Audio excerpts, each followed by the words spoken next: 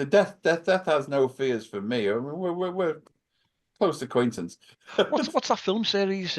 Final Destination. You ever seen any of them? There's about 7 of them. The first one's quite decent, but the 7th, obviously the plot was a little tiny bit thin. But it's a series of where people just escape death. Or it's like sort of the television series Casualty. You think this is how they're going to die. You see things building up, but then they just escape it. But at the last second, it catches them. Now, look, it doesn't worry me that much.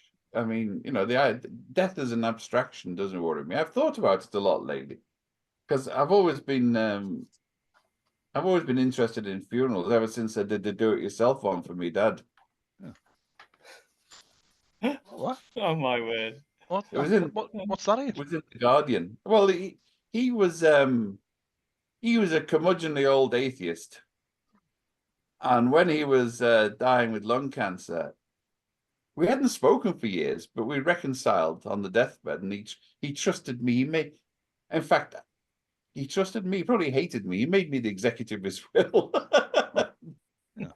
and so he put it down that he firmly made me promise that we wouldn't waste any money on undertakers. And he said, I've come to an arrangement with the hospital and the medical school in Liverpool. He said, you've got to, they've said they'll accept my body under any circumstances. So don't worry about the funerals and don't give any money to the undertakers.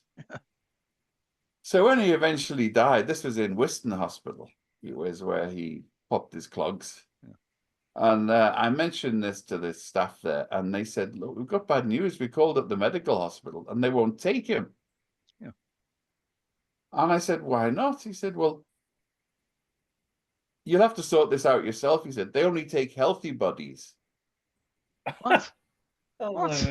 So I called him up and said, I've got a sort of degree in English, and there's some mixture here. What's a healthy body? Because in my experience, most cadavers are distinctly unhealthy. Like it's in dead, not functioning.